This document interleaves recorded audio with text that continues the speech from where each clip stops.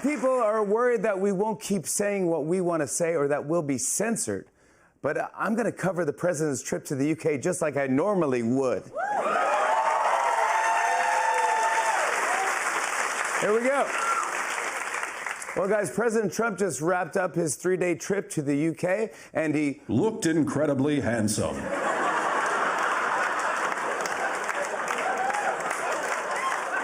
As always, his tie was exactly the right length. And his face looked like a color that exists in nature.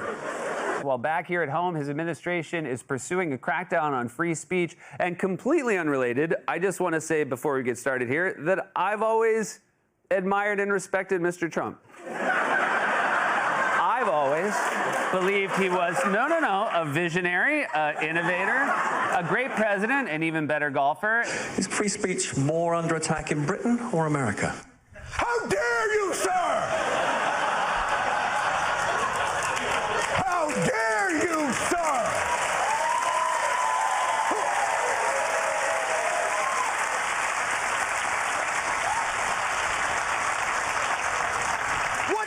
What outfit are you with, sir? The Antifa Herald Tribune?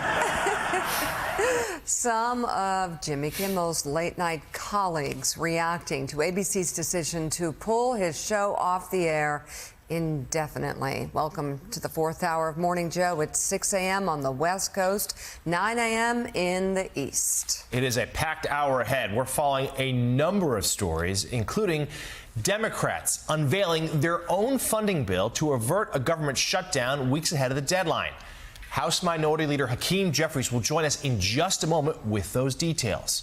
Plus, President Trump and China's Xi Jinping are currently speaking by phone at this moment about a deal to keep TikTok from being banned in the United States.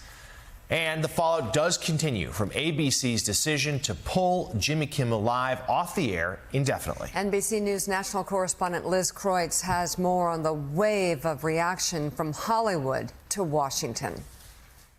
Jimmy, just let me say, I stand with you and your staff 100%. Overnight, Jimmy Kimmel's fellow late-night hosts rallying behind him. That is blatant censorship. I don't know what's going on, and no one does, but I do know Jimmy Kimmel, and he's a decent, funny, and loving guy, and I hope he comes back. ABC's decision to suspend Kimmel indefinitely coming after the comedian recently made comments on his show about Charlie Kirk's alleged assassin. With the MAGA gang desperately trying to characterize this kid who murdered Charlie Kirk as anything other than one of them and doing everything they can to score political points from it. Kimmel's supporters protesting outside Disney, which owns ABC, saying the company caved to political pressure from the Trump administration, including FCC Chairman Brendan Carr, who later went on CNBC to explain his position. The issue that arose here, where lots and lots of people were upset, was not a joke. It was not, making fun or pillaring me or the administration or the president. It was appearing to directly mislead the American public about a significant fact. Carr also warning that the broadcast TV crackdown isn't over. I think it's worthwhile to have the FCC look into whether The View and some of these other programs that you have still qualify as bona fide news programs. I don't think this is the last shoe to drop. On Air Force One, President Trump suggested punishing broadcasters that air unfavorable coverage of him. I would think maybe their license should be taken away. On Wednesday, before Kimmel's suspension, Carr threatened to take action against ABC over his remarks. Soon after, two of the country's largest local television station owners, Nexstar and Sinclair, said they would no longer air the show. It's more than politics at stake for these major media companies. Nexstar needs the FCC's approval for a major merger. Just 2 months ago, CBS announced the cancellation of The Late Show with Stephen Colbert, another Trump critic. At the time, CBS's parent company Paramount was also seeking a high-profile merger. Critics say Carr is aware of the financial dynamics. Anything he can do to shake them down on behalf of Donald Trump, he's doing. Now, Democrats promising an investigation and warning the FCC. There's going to be a Democratic majority in just over a year. And to the FCC chairperson and anyone involved in these dirty deals, get a lawyer and save your records. With us, we have former White House Director of Communications to President Obama, Jennifer Palmieri, and staff writer at The Atlantic, Tolu Olorunnipa. It's good to have you both, Tolu. Just in terms of you're covering the White House and politics, you're hearing from Trump's words, but there might be more. What are you watching?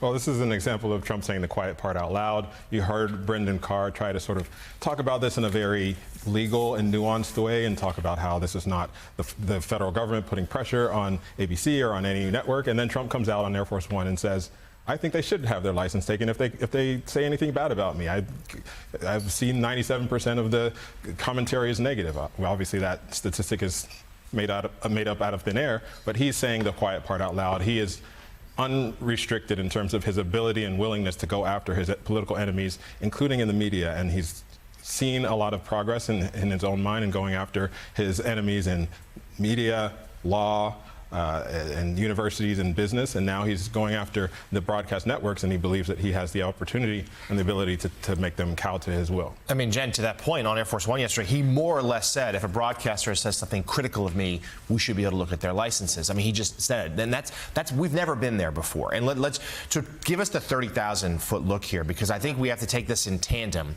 with what we've heard from the vice president and other top aides in the wake of the Charlie Kirk assassination, how they claim without evidence that this is part of some left-wing conspiracy, and therefore they have to go after NGOs, go after liberal-leaning groups, with the president suggesting that Antifa is a terrorist organization that needs to be cracked down upon, and even a $15 billion lawsuit to the New York Times. Yeah, they have. So it's September. And I think that in some ways, it's like you can see they have a plan. It's Project 2025. There is a plan in place, and on immigration, very aggressive in implementing it. And then, things like this, like the FCC, which we knew was going to be, I think most Americans have no idea, like, what that is, or who's in charge of it. But they had spelled out what they wanted to do on sort of monitoring the media as well. And then the opportunity, but it's sort of dormant until the opportunity arises. And the opportunity arises, and then it's like, bam, they are, to see the chairman of the FCC on cable news explaining, sort of laying out we could do this, or this was a podcast, we could do this the easy way or the hard way. Yeah.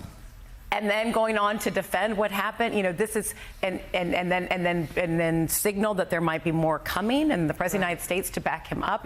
This is a plan. They were waiting for the moment. And the same thing, I think, with the NGOs.